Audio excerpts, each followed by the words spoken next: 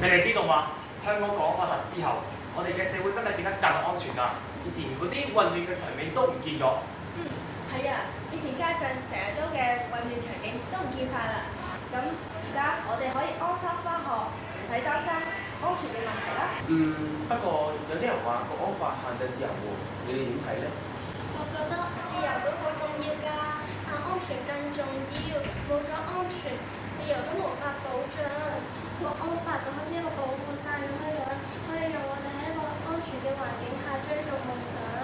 冇錯，國安法並唔係限制自由，而係防止嗰啲危害國家安全嘅行為。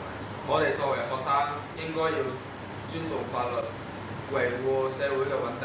啱，香港係我哋嘅家，我哋有責任去守護佢。國安法唔單止保護咗我哋嘅安全，都俾咗我哋嘅希望，讓我哋可以專心學習，為未來做準備。係啊，有咗國安法，我哋嘅生活變得更平靜，咁社會上更加和諧。我哋應該要珍惜呢一啲來之不易嘅安定。你哋覺得啱，國安法確實為香港帶嚟新嘅希望，我哋應該共同努力，讓香港變得更好。